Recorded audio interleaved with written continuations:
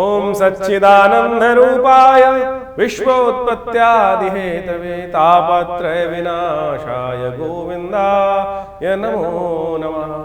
कृष्णाय वासुदेवाय हरये परमात्मने प्रणताक्लेशनाशाय गोविंदाय नमो नमः। नमस्कार, स्वागत है आपका आचार्य वाणी में। मैं आचार्य डॉक्टर विक्रमादित्य आपके साथ हूँ। आज का विषय हमारा है कुंभ राशि वालों के लिए ग्रहों का योग किस प्रकार का बन रहा है अगस्त के मध्यकाल में। कुंभ राशि वालों के लिए ग्रहों का योग समझें कि किस प्रकार का बन रहा है, तो वो बहुत विशेष योग समझ लीजिए। सबसे पहले तो शनि और मंगल का इस वक्त सामने की युति जो चल रही है वो कई बार आपको कई क्लैशों में फंसा सकती है। इस वक्त आपको अपने शौर्य को दिखाने की आवश्यकता है, लेकिन ध्यान रखना कुछ बदमाश लोग, बहुत श्रूड लोग, बहुत चालाक लोग वो आपका मिसयूज़ कर सकते हैं, इसलिए उनसे बच के काम को करने की आपको बहुत ज़रूरत है। क्योंकि शनि मंगल का टकराव है, कुछ अच्छे लोग आपके संपर्क में आ सकते हैं, लेकिन कुछ लोग हैं कि जो आपका उपयोग कर आपको खास तौर पे परेशानी में भी डाल सकते हैं, तो उनसे बचते हुए कार्य करने की ज़रूरत है। इस वक्त यदि अगस्त के मध्यकाल में देखें तो कई ग्रहों का परिवर्तन, सूर्य परिवर्तन की तरफ जा रहे हैं बहुत ज़बरदस्त तरीके से, और कई एक विशेष योग भी लेकर ग्रह योग उपस्थित हो रहे हैं। सबसे बड़ा योग जो बन रहा है वो जन्माष्टमी का योग बन रहा है, सूर्य परिवर्तन की संक्रांति का योग बन रहा है। इन सब का मेजर प्रभाव आपकी राशि में बनने वाला है और ये आपकी राशि में महत्वपूर्ण परिवर्तन देने का योग दे सकता है। स्वास्थ्य के अंदर परेशानियों से निवृत्ति करने का योग भी बनाता दिखाई दे रहा है, आपके पराक्रम को बढ़ाने का योग भी बनता दिखाई दे रहा है इस दौरान। और तो और यदि जीवन में कोई लगातार कष्ट चल रहा है, उससे कोई निवृत्ति का योग नहीं बन रहा है, बचने का योग नहीं बन रहा है, तो महालक्ष्मी योग भी बहुत जल्दी आपकी राशि में बृहस्पति, शुक्र और बुध के कारण से बनने के योग बनेंगे इसी अगस्त के अंदर। और साथ साथ जन्माष्टमी का योग आ ही रहा है, उसमें कुछ खास उपाय यदि कर लिए जाएं तो आपके लिए बहुत कष्टों से निवृत्ति का योग बन सकता है। कुछ खास उपाय शनि की 7.5 जो अंतिम दौर में चल रही है वो कैसे आपके लिए शुभ हो जाए, तो इस बारे में खास एक उपाय आपको बताने वाले हैं जो जन्माष्टमी के दिन यदि किया जाए तो वो बहुत शुभ रहेगा आपके लिए।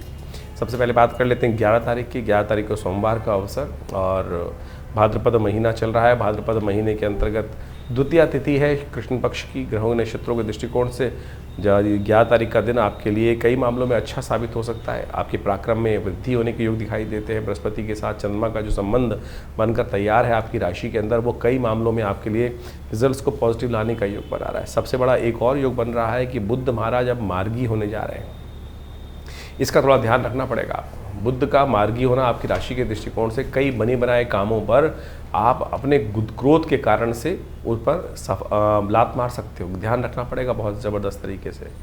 कुंभ राशि वालों खासतौर पर थोड़ा एरोगेंसी त्यागनी पड़ेगी। कुंभ राशि वाले बड़े ऑर्गेनाइज वे में चलने का प्रयास करते हैं, और लेकिन उनको समाज जो है ना वो साइड लाइन करने का इस वक्त योग बना सकता है। बहुत सारे लोग जो बदमाश लोग हैं वो आपको थोड़ा सा रुष्ट कर सकते हैं, और जिस प्रकार से शनि मंगल का टकराव चल रहा है, बुध महाराज मार्गी हो गए हैं, ये आपके लिए थोड़ा सा ऐसा हो सकता है कि इमोशनल टॉर्चर प्राप्त करने के योग बन सकते हैं। इसका उपाय लगातार करने का प्रयास करें। सबसे श्रेष्ठ उपाय आपकी राशि के दृष्टिकोण से दिखाई देता है कि इस समय फिटकरी जो है उसका उपयोग करने का प्रयास करें, उसको जल में डालकर नित्य प्रति उससे स्नान करें, तो वो आपके लिए बड़ा अच्छा होगा। दही का दान करना भी आपकी राशि के दृष्टिकोण से अच्छा रहेगा। ये सब चीज़ को समझते हुए कार्य करेंगे तो आपके लिए अच्छा रहेगा। 12 तारीख की यदि हम बात करें, मंगलवार का दिन अंगारक चतुर्थी का योग बन गया, क्योंकि इस दिन मंगलवार के दिन चतुर्थी साथ में युक्त हो रही है, और ये विघ्नों को दूर करने वाला योग माना जाता है। मंगल के नेगेटिव प्रभाव को, मंगल इस वक्त आपकी राशि में शनि के साथ जिस प्रकार से द्वंद्वात्मक स्थिति में चल रहा है और काफ़ी लंबे समय तक चलना है, अभी आपस में समसप्तक योग बना रहे हैं, फिर आगे जाके षडाष्टक योग भी बना लेंगे। तो ऐसे में मंगल को शांत करने के लिए देव कृपा से इस बार अंगारक चतुर्थी का योग बना है, तो कोशिश करें हनुमान चालीसा का पाठ करें, सुंदरकांड का पाठ करें। विवेकानंद योगाश्रम में इस अंगारक चतुर्थी पे हमने सुंदरकांड का पाठ रखा है, हनुमान जी का यज्ञ रखा है, मंगल ग्रह के दोषों को निवारण करने के लिए कार्य किया है, तो आप अवश्य उसमें सम्मिलित हो सकते हैं। ग्रहों का परिवर्तन आपकी राशि के दृष्टिकोण से देखा जाए तो कई मामलों में पॉजिटिव योग भी बना रहा है। कई मामले अटके हों तो ऐसे में कोशिश ये करें, बड़े बुजुर्गों का आशीर्वाद देकर काम करने का प्रयास करें। इन 2-3 दिनों में कई अपॉर्चुनिटीज़ आपके हाथ में आती दिखाई देंगी, और जितने आप विनम्र रहेंगे उतना बढ़िया, जितना आपका विशेष तौर पर माता पिताजी का आशीर्वाद, गुरुजी का आशीर्वाद आपके साथ रहेगा उतना बढ़िया। तो काम करने, घर से निकलने से पहले हो सके तो इन आशीर्वादों को लेकर निकले, आशीर्वाद का सहारा आप पे रहेगा तो समस्त कष्ट निवारण का योग बनेगा। 13 तारीख बुधवार का अवसर। दिल्ली के पंचांग के अनुसार चतुर्थी उदया तिथि है, पंचमी क्षय हो रही है। क्षय तिथि में नए कार्य नहीं करने चाहिए।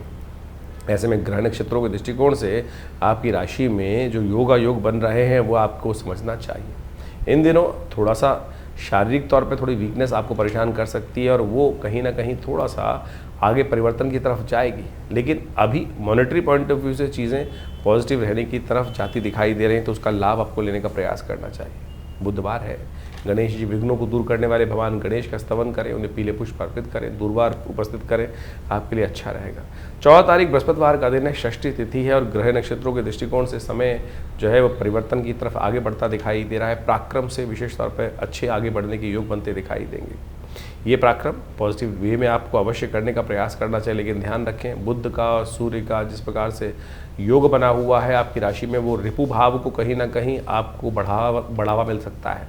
आपके पराक्रम तो आपको करने में कमी नहीं करेंगे, लेकिन जो उस पराक्रम का लाभ है वो कहीं ना कहीं आप लास्ट मोमेंट पर लात मार के आ सकते हैं। इसलिए थोड़ा ध्यान रखें, इमोशनल तौर पे अपने आप को स्ट्रॉन्ग रखने का आपको प्रयास करना चाहिए। थोड़ा बृहस्पति को ताकत दें, हो सके तो पीली चीज़ों का दान करें, हो सके तो केसर का तिलक करने का प्रयास करें। एक बात और ध्यान रखिएगा, इस दिन विशेष तौर पर ग्रहों के दृष्टिकोण से केले का पूजन करना, भगवान विष्णु का स्तवन करना आपके लिए कल्याणकारी रहेगा। 15 तारीख शुक्रवार का अवसर, सप्तमी तिथि, भारत के लिए बहुत विशेष दिवस, स्वतंत्रता दिवस हमारा, जो हमारे शूरवीर, जो हमारे स्वतंत्रता सेनानी इस देश को आज़ाद कराने के लिए फांसी का जो फंदा तक चूम गए, क्या हम उनके प्रति संपूर्ण रूप से समर्पण भाव से देश के लिए सही कार्य कर रहे हैं, इसको विचार करने का बहुत ज़रूरी दिवस है। तो इसलिए हमें अवश्य उन स्वतंत्रता सेनानियों को नमन कर कर उनके प्रति अपनी जो विशेष रूप से श्रद्धांजलि अर्पित करने का प्रयास करना चाहिए कि जिस स्वतंत्र वायु में हम हवा ले रहे हैं आज किन की बदौलत है। जो भारत संस्कृति में, भारत देश में, भारतीय संस्कृति में जननी जन्मभूमिश्च स्वर्गादि अपि गरीयसी, ऐसी शास्त्र की बात की जाती है।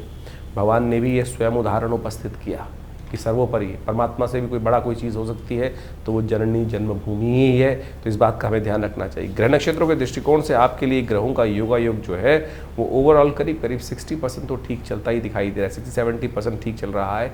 बड़े लोगों से संपर्क साधने का दिन है, संपर्क को बढ़ाने का दिन है, अपने प्रतिभा को दिखाने का दिन दिखाई देता है। तो इसलिए थोड़ा सा अपनी एरोगेंसी को त्याग कर विनम्र होकर आगे बढ़ने के लिए उस संयोग का लाभ उठाने का प्रयास कीजिएगा तो अच्छा रहेगा। नहीं तो इन दिनों ग्रह योग बन रहे हैं कि बड़े कई बार अच्छे योग बन सकते हैं, अच्छे संपर्क सध सकते हैं, तो इस समय का यूटिलाइज आपको करने का प्रयास करना चाहिए।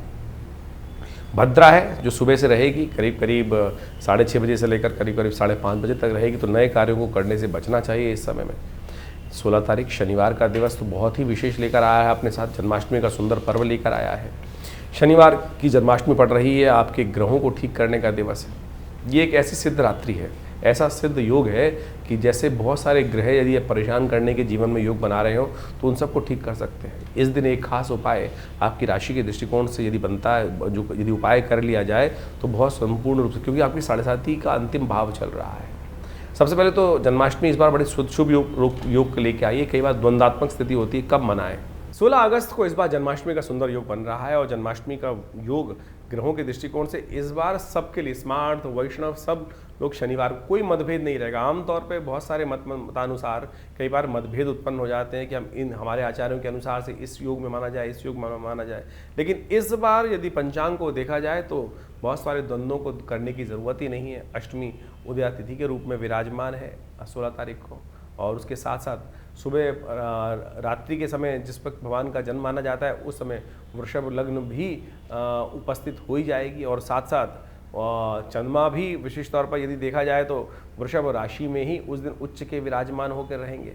और इसके साथ साथ एक बात, और ग्रहों का योगा योग और भी बड़ा सुंदर ये बन रहा है कि रोहिणी नक्षत्र वो भी रात्रि के अंतिम पहर में जाकर भोर काल से पहले उपस्थित होने के योग बना लेगा, दिल्ली के पंचांग के अनुसार से देखें तो बहुत सारे ग्रहों का योगा योग इसी प्रकार से बन रहा है। तो क्या स्मार्ट, क्या वैष्णव, क्या संप्रदाय, समस्त लोगों के लिए ये सुंदर तिथि है। भगवान सुंदर का अभिषेक करें, भगवान का विशेष तौर पर पूजन करें। ओम नमो भगवते वासुदेवाय पुरुष सूक्त के द्वारा भगवान को सुंदर रूप से स्नान कराएं और उनका पूजन करें। षोडश विधि के अनुसार से षोडश जो हमारे पूजा पाठ के तरीके हैं उन सब के द्वारा सहस्रसी रेखा पुरुखा सहस्राक्ष सहस्रपात सभो में गंग सर्वात्मत्वा त्रोतिष्ठ, इसी के द्वारा भगवान का अभिषेक दूध से, दही से, समस्त पंचामृत से भगवान का अभिषेक कराकर भगवान को वस्त्र अलंकृत करते हुए सुंदर रूप से भगवान का स्तवन करना। कहा जाता है कि आप कुछ और करें ना करें, कम से कम भगवान की जन्माष्टमी के अवसर पर भाद्रपद मास के कृष्ण पक्ष की अष्टमी के दिन अवश्य उपवास रखें।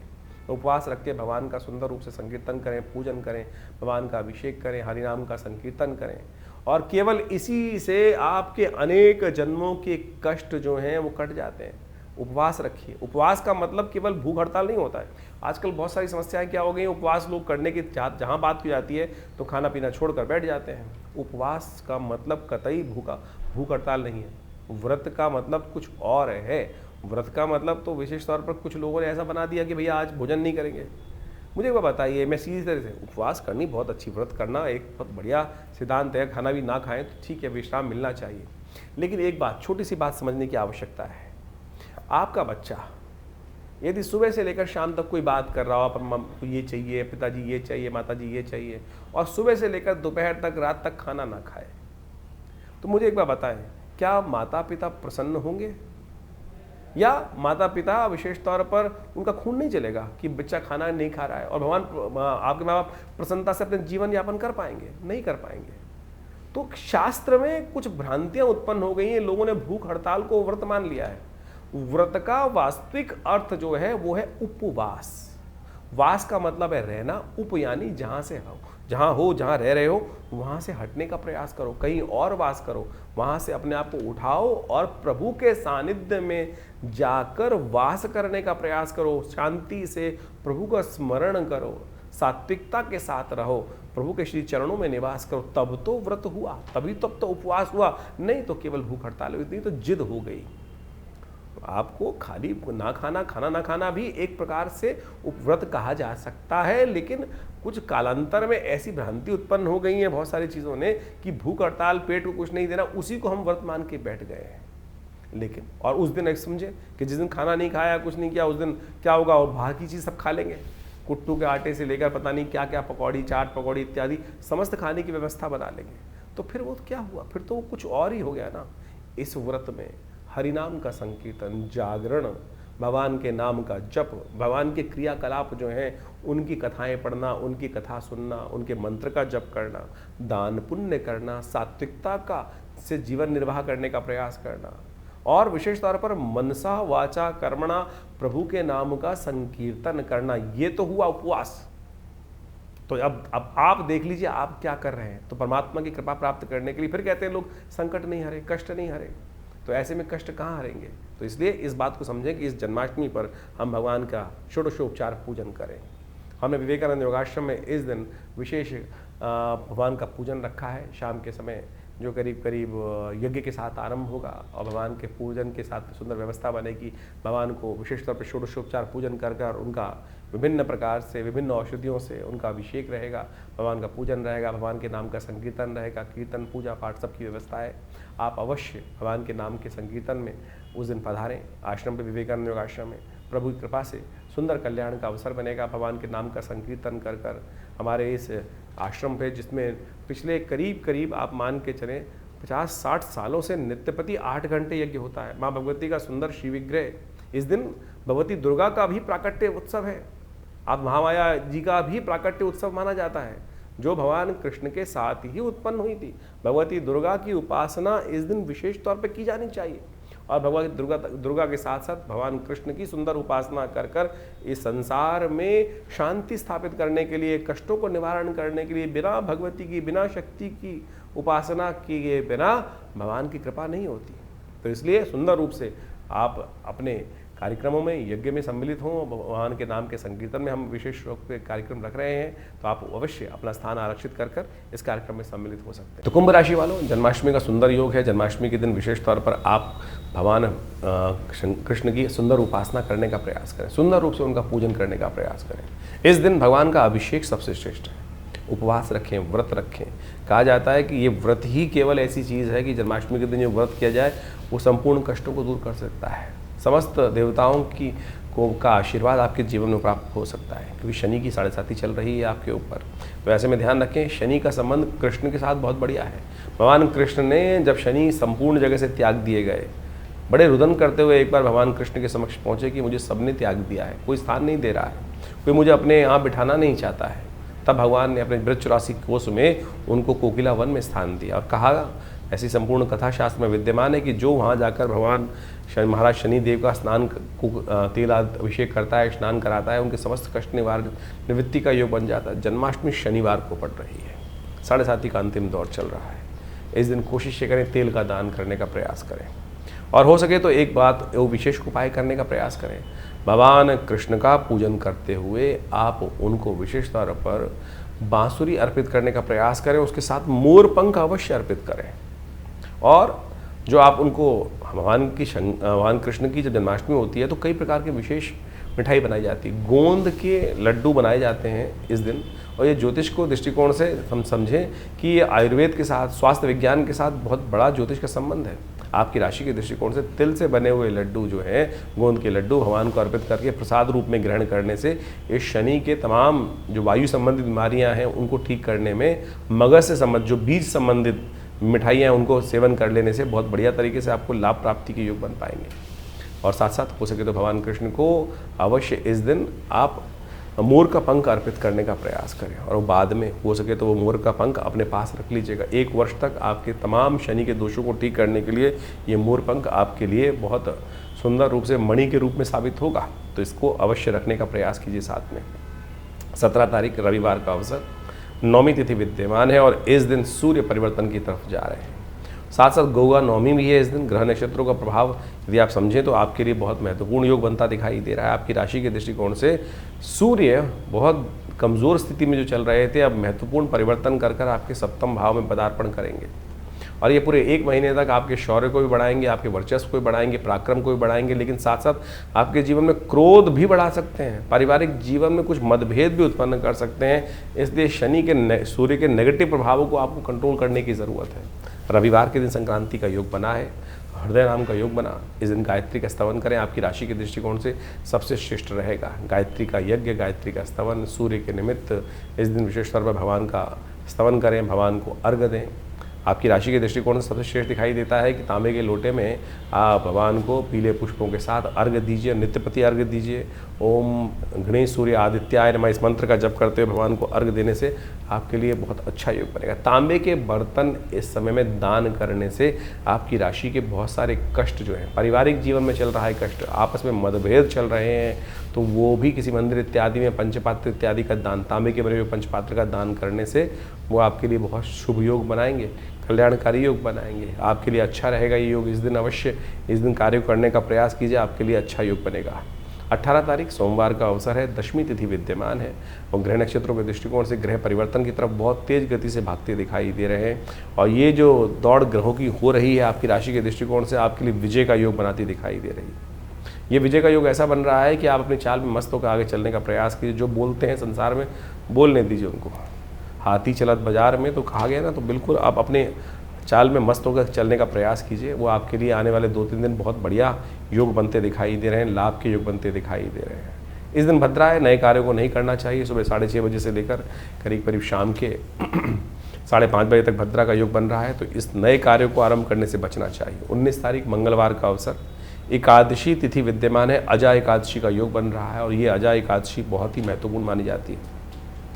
ग्रह नक्षत्रों के दृष्टिकोण से इस दिन विशेष तौर पर ग्रहों का योग जो बन रहा है आपके लिए, आप समझें, वो कहता है कि आप जो भी कार्य करेंगे उसमें कहीं ना कहीं विजय के योग आपके लिए बनते दिखाई दे रहे हैं। बुद्धि सही समय पर सही दिशा आपको दिखाती दे रही है, तो उस बुद्धि के इशारों को समझते हुए कार्य करना चाहिए। अजा एकादशी का मतलब होता है भगवान विष्णु की सुंदर उपासना, और कहा जाता है कि कृष्ण जो भाद्रपद के कृष्ण पक्ष की एकादशी होती है वो पुनर्जन्म तक में किए हुए दुष्कर्मों से निवृत्ति देने का योग बना लेते। तो इस दिन विष्णु सहस्त्रनाम का पाठ करना चाहिए, व्रत रखना चाहिए, भगवान का पूजन विशेष तौर पर करने का प्रयास करना चाहिए। बहुत सुंदर कष्टों को निवृत्ति का योग बन जाता है। 20 तारीख बुधवार, द्वादशी तिथि है, और इस दिन ग्रहों का योग आपकी राशि के दृष्टिकोण से आपके ग्रहों की चाल से 80% आपके लिए पॉजिटिव करता दिखाई दे रहा है। बस ध्यान रखना है, इस वक्त जो राहु और केतु की स्थिति आपकी राशि में चल रही है वो भ्रमात्मक स्थिति उत्पन्न कर रही है। बस उससे बचते हुए कार्य करने का आप प्रयास करेंगे तो बहुत सुंदर आपके लिए योग बनेगा, अच्छा योग बनेगा आपके लिए, और ये आपको कहीं ना कहीं पॉजिटिव करने के रास्ते बनाता दिखाई देगा। लेकिन इस दिन बुध प्रदोष भी है। इन दिनों बुध महाराज आपकी राशि में दृष्टिकोण से जहाँ जा रहे हैं वो कहीं ना कहीं कई मामलों में थोड़ा सा आपके लिए भारी पड़ते दिखाई दे रहे हैं। तो बुध प्रदोष पड़ रहा है देवयोग से, तो कोशिश करें इस शुभ योग में आप भगवान का एक काम करने का प्रयास करें। भगवान शंकर के पार्वत शिवलिंग पर कहीं ना कहीं हो सके तो उनका अभिषेक करने का प्रयास करें। पार्वत शिवलिंग पर भगवान को विशेष तौर पर बिल्वपत्र अर्पित करें, रुद्राष्टाध्यायी के द्वारा उनका रुद्राभिषेक करें या करवाएं तो आपके लिए पॉजिटिव रिजल्ट देगा, बुध के नेगेटिव प्रभाव को ठीक करेगा। तो ग्रहों का योगा योग आपने समझा। इस वक्त भाद्रपद का महीना चल रहा है और भाद्रपद के महीने में जो ग्रहों का योगा योग परिवर्तन का योग बनाएगा वो तो आपके समक्ष है ही है, लेकिन एक विशेष योग बन रहा है कि इस भाद्रपद में 5 रविवार का योग बन रहा है।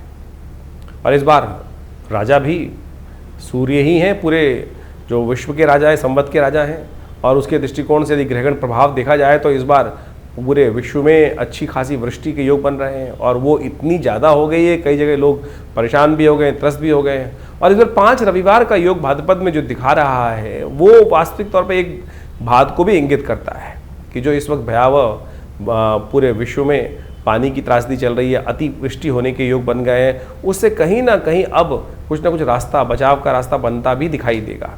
लेकिन ये कहीं ना कहीं प्रकार से जो भाद्रपद महीने में यदि 5 रविवार पड़ जाए तो एक बात कही जाती है, युद्ध की आशंका, युद्ध की अफवाहें, कहीं ना कहीं मतभेद बहुत ज़्यादा कहीं ना कहीं संसार में बढ़ जाते हैं और कहीं ना कहीं आपस में मनभेद भी होने लगते हैं। इस वक्त विश्व में जिस प्रकार से जो योगा योग बन रहा है वो कहीं ना कहीं आपदाओं का संकेत भी देता दिखाई दे रहा है।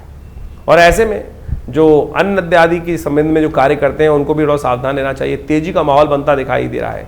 विभिन्न अन्न के क्षेत्र जितने भी हैं, खाद्य पदार्थ जितने हैं, गेहूँ इत्यादि, चावल इत्यादि और बहुत सारी और भी जितनी चीज़ें हैं, उन सब में कहीं ना कहीं जो अतिवृष्टि के कारण से जो योग बनते दिखाई दे रहे हैं वो कहीं ना कहीं महंगाई को बढ़ाने की तरफ योग बनाते दिखाई दे रहे हैं। ऐसे में आपकी राशि के दृष्टिकोण से जो योग बन रहे हैं वो आपने अच्छे समझें।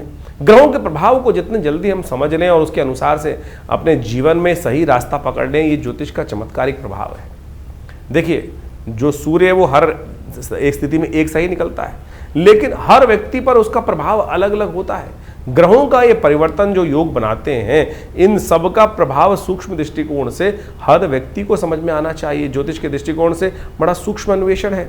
आपकी जन्मपत्री, आपका जो भाग्य है वो हर व्यक्ति का अलग है। कहीं ना कहीं उस भाग्य पर किस प्रकार का योग बनेगा, ग्रहों का परिवर्तन क्या प्रभाव डालेगा, हर व्यक्ति पर अलग प्रभाव डालता है।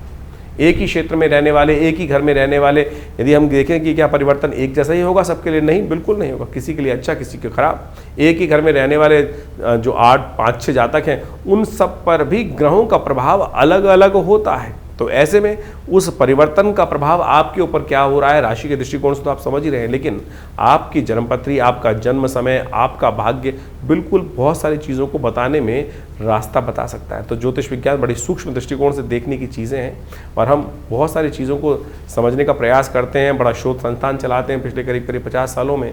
ज्योतिष के संबंध में, अध्यात्म के संबंध में, भारतीय योग विज्ञान के संबंध में हमारे आश्रम में बहुत सारी रिसर्च, बहुत सारा अनुसंधान, शोध किया गया। 50 से ऊपर पुस्तकें प्रकाशित की गई हैं। सदगुरु आचार्य श्री केशव देव जी के महाराज के सानिध्य में रहकर हमने बहुत सारे विभिन्न भारत की पराविद्याओं के ऊपर कार्य किया, चाहे वो मंत्र विज्ञान है, चाहे वो यज्ञ विज्ञान है, चाहे वो कर्मकांड है, योग है, योग की सहस्त्रों शाखाएं हैं, और उन सब के ऊपर मुद्रा विज्ञान इत्यादि बहुत सारे अलग अलग विषयों के ऊपर बहुत सारा शोध अनुसंधान करके चीज़ों को समझने का हमने प्रयास किया। और आप समझें, ज्योतिष एक ऐसा विषय है कि जिसके द्वारा आप बहुत सारे कार्यों का निदान भी कर सकते हैं, डायग्नोज कर सकते हैं। बीमारियों के संबंध में भी जो आयुर्वेद के साथ साथ ज्योतिष को साथ साथ चलाया गया था।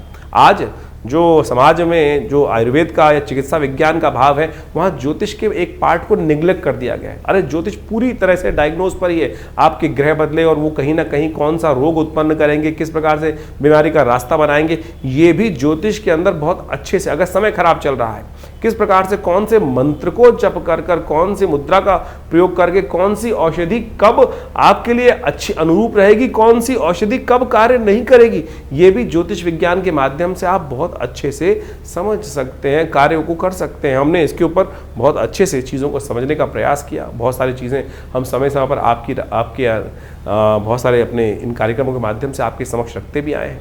तो आप ज्योतिष विज्ञान को सही रूप समझने का प्रयास करें। विडंबनाएं, बहुत सारी लोग आपके मन में ऐसे भाव डालने का प्रयास करेंगे कि सब कुछ भी सत्य नहीं है। अरे नहीं, एक एक चीज़ सत्य है, एक एक चीज़ का प्रभाव है।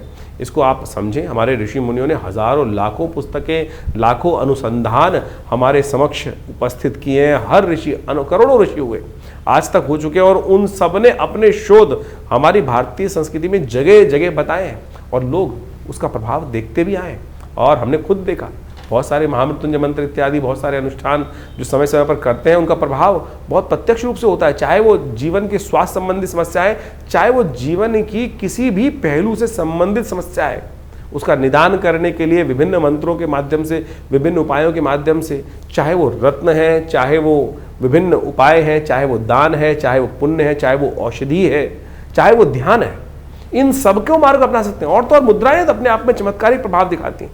ये शरीर के जो विभिन्न भागों के द्वारा योग और विभिन्न मुद्राओं का उपयोग किया जाता है। जैसे किसी का बृहस्पति खराब है तो ये ज्ञान मुद्रा का नित्यप्रति अभ्यास करें, देखें, किसी और चीज़ की आवश्यकता ही नहीं पड़ेगी।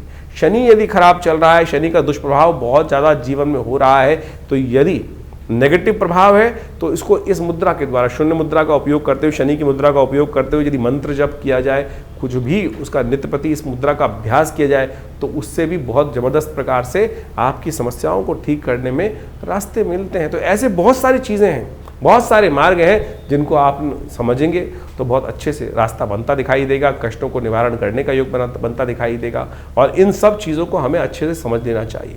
बहुत सारे लोग, ये कहानियाँ नहीं है, पुराण इत्यादि में जो रहस्य बताए गए हैं वो कतई किसी प्रकार भी कहानियाँ नहीं है, लेकिन उनके पीछे उसका आदि भौतिक, आदि दैविक रहस्य छुपा हुआ है। उन रहस्यों को हमको समझना चाहिए।